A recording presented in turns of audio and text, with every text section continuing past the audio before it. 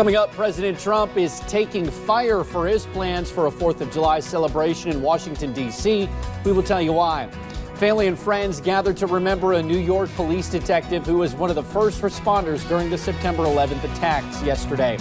And the local Independence Day celebrations have already started in the mountains. We'll take you to one.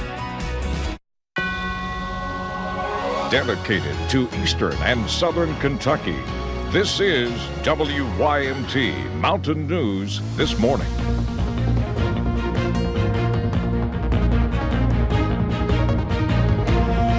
Good morning. It is 6:32 on Wednesday, July the 3rd. I'm Will Puckett. Thank you for tuning in to Mountain News this morning. Well, it is a foggy start to much of the region today, and it might turn into a little rain later, but it's going to be warm for everyone. Let's bring Brandon in this morning to get a better breakdown of what to expect. Brandon, good morning. Good morning, and yes, fog to start the day and rain maybe to end for some locations, as you mentioned. Let's take a look, see what's going on up on top of Buffalo Mountain. A little bit of fog in the valleys, but blue skies and sunshine up there for now. Mountain Parkway at Slade up in Powell County, pretty quiet this morning. Some fog in the distance, but lots of fog in the eastern parts of the state in Kentucky and southwest Virginia and southern West Virginia. Zero visibility. Logan, Pikeville, close to it. Wise, Jonesville, and Somerset this morning. Live pinpoint Doppler radar. Some showers and storms up into parts of Lawrence County, going back toward Wayne County, West Virginia. This is basically the same area that started seeing some of these yesterday morning over into parts of Morgan County as well this morning. Had to get my words out there. Temperatures in the 60s and close to 70 up toward Ashland this morning, so that's going to be the trend across the state. 74 Paducah, Louisville, 68 Charleston, 66 in the Tri-Cities. Weather app forecast, we are going to see chances for showers and storms increase in coverage today. They stay scattered, but increasing in coverage, and temperatures top out in the mid to upper 80s. Rest of the forecast on the way in just a few minutes. Will? All righty, Brandon, thank you. Well, preparations are underway for the 4th of July celebration in the nation's capital. It will feature military bands, a military flyover, fireworks, and a presidential address. But as CBS's Nicole Killian reports, critics say the president is politicizing a non-political holiday. The finishing touches are being put in place along the National Mall for President Trump's salute to America. He tweeted, "The Pentagon and our great military leaders are thrilled to be doing this and showing to the American people, among other things, the strongest and most advanced military anywhere in the world. Incredible flyovers and biggest ever fireworks." It'll be special, and I hope a lot of people come. But the Independence Day celebration is already sparking fireworks in the nation's capital. He's politicized the 4th of July before he opens his mouth. D.C. Delegate Eleanor Holmes Norton raised concerns about the display of military tanks on the National Mall. Those tanks arrived at a D.C. rail yard Tuesday and will be transported through the city on trucks. I don't think it helps to have heavy equipment on the mall. Even if it were on flatbed trucks, because it's weight. Some are also criticizing the plan, which includes a ticketed VIP section here at the Lincoln Memorial where President Trump will speak. But the White House insists the event will be open to the public and his message will be unifying. Dramatically, how wonderful this country is, our troops and military, our great democracy, and great call to patriotism. The National Park Service tells CBS News it expects hundreds of thousands of visitors. Certainly going to be more expensive than previous years. Anytime you get a presidential visit, there are inherent security costs. The full costs of the festivities won't be known until after it's all over. Now, protesters are also expected to descend on the nation's capital during the Salute to America event, which begins at 6:30 p.m. Local and federal law enforcement officials say they will be staffed to handle the president's address, protests, as well as the other local 4th of July events. Well, in other Washington news, next year's census will not ask about citizenship. That comes from a Supreme Court decision which went against President Trump's wishes. The president tweeted last night that this is a very sad time for America. CNN contributor Jen Paskey says this census will be more accurate because of the omission. It determines things like aid and assistance to communities. So if 8 million people were not participating, that would have had a huge impact. Now, despite the Supreme Court's decision, citizenship data might still be published in the final results. The chief scientist of the Census Bureau said it may still compile the data using records based on government data. Well, demonstrators around the nation protested yesterday, demanding facilities holding migrant families be closed. This as a new government report is adding to the growing public outrage over the living conditions in those facilities. Department of Homeland Security inspectors observed serious overcrowding and prolonged detention at 5 locations in South Texas last month. One manager called the situation a ticking time bomb. This week, several lawmakers visited migrant detention facilities along the border. I've been deeply moved by what I have seen, what I have observed.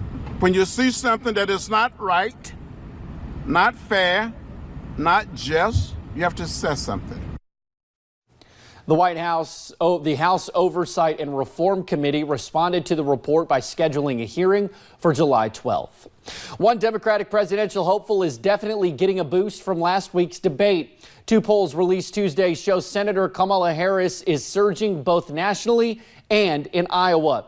The Suffolk University and USA Today poll shows support for Harris more than doubled compared to the same poll taken in June. According to the poll, former Vice President Joe Biden still leads in the state with the 24%, and Harris has 16%. Well, a wake was held Tuesday for 9/11 first responder and victim rights advocate Lou Alvarez. The retired NYPD detective spent months digging through rubble during the rescue and recovery efforts at Ground Zero.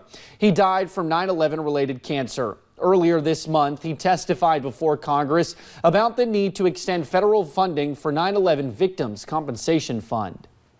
I remember my father the way I will, but I also appreciate the memory that the rest of the country will hold of him. This brave man, this steadfast, stubborn man who, despite 69 rounds of chemo, continued to fight and continued to use what voice he could to get his message across that this is a bipartisan issue. Alvarez joined the NYPD in 1990 and was a detective on 9/11.